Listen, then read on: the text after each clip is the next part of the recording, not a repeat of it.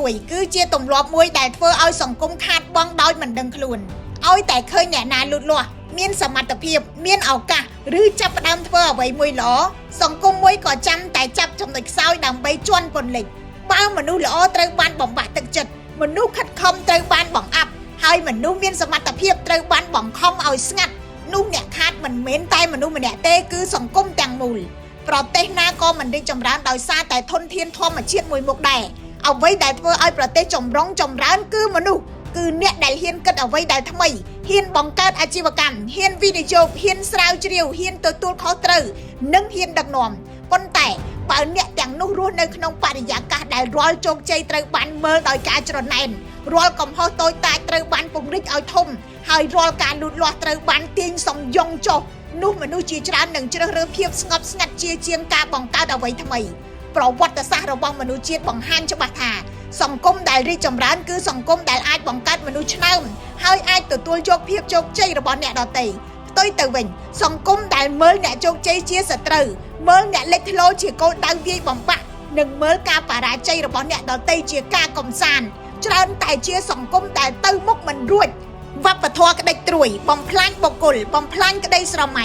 ពេលកុមារម្នាក់ឃើញថាអ្នកដែលជោគជ័យតែងតែត្រូវបានគេវាយប្រហារកុមារនោះនឹងចងចាំថាការលេចធ្លោគឺគ្រោះថ្នាក់ពេលយុវជនម្នាក់ឃើញថាអ្នកដែលហ៊ានធ្វើអ្វីថ្មីតែងតែត្រូវគេប៉ែងចេញយុវជននោះអាចសម្រេចចិត្តថាធ្វើដូចគេដូចឯងទៅស្រួលជាងហើយពេលមនុស្សមានសមត្ថភាពចាប់ផ្ដើមគិតថាការលាក់សមត្ថភាពមានសុវត្ថិភាពជាងការបង្ហាញនោះសង្គមនឹងបាត់បង់ទ្រព្យសម្បត្តិដ៏មានតម្លៃបំផុតគឺធនធានមនុស្សជាការពិតការរិះគន់គឺចាំបាច់ច្បាប់ត្រូវតែគោរពបើមានកំហុសត្រូវកែតម្រូវបើមានការបំពានត្រូវអនុវត្តច្បាប់ដោយស្មើភាពគ្មាននរណាម្នាក់គួរអង្គុយលើច្បាប់ទេក៏ប៉ុន្តែការរិះគន់គួរមានគោលដៅកែលម្អមិនមែនបំផ្លាញច្បាប់គួរប្រើដើម្បីរកយុត្តិធម៌មិនមែនដើម្បីផ្ចាញ់ឬក៏ផ្ដួលអ្នកណាម្នាក់កម្ពុជាត្រូវការវប្បធម៌មួយឃើញអ្នកលូតលាស់ត្រូវរៀនពីគេឃើញអ្នកធ្វើបានល្អត្រូវលើកទឹកចិត្តឃើញអ្នកមានកំហុសត្រូវឲ្យទទួលខុសត្រូវដោយយុត្តិធម៌ឃើញអ្នកដួលត្រូវគិតពីមេរៀនមិនមែនសប្បាយនឹងការដួលរបស់គេទេ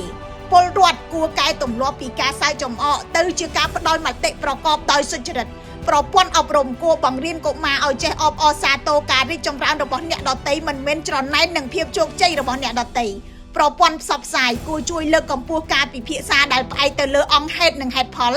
ជាងការបង្កើនអារម្មណ៍ស្អប់ឬក៏ការវាយប្រហារផ្ទាល់ខ្លួនស្ថាប័នរដ្ឋគួរធ្វើជាគំរូនៅក្នុងការប្រើច្បាប់ដោយត្រឹមត្រូវស្មើភាពប្រទេសមួយមិនអាចរីកចម្រើនបានទេបើមនុស្សខ្លាចលេចធ្លោខ្លាចជោគជ័យនិងខ្លាចត្រូវគេក្តិចត្រួយពេលដែលខ្លួនលូតលាស់ការលើកស្ទួយអ្នកល្អមិនមែនមានន័យថារំលោភច្បាប់ទេវាមានន័យថាសង្គមត្រូវចេះបែងចែករវាងការកែតម្រូវកំហុសនិងការបំផ្លាញមនុស្សការរីកចម្រើនរបស់សង្គមមិនស្ថិតនៅលើសមត្ថភាពនៅក្នុងការរកកំហុសរបស់អ្នកដទៃទេប៉ុន្តែស្ថិតនៅលើសមត្ថភាពនៅក្នុងការកែតម្រូវកំហុសដោយមិនបំផ្លាញតម្លៃរបស់មនុស្សសំណួរសំខាន់គឺតើយើងចង់ក្លាយជាសង្គមដែលផលិតមនុស្សជោគជ័យកាន់តែច្រើន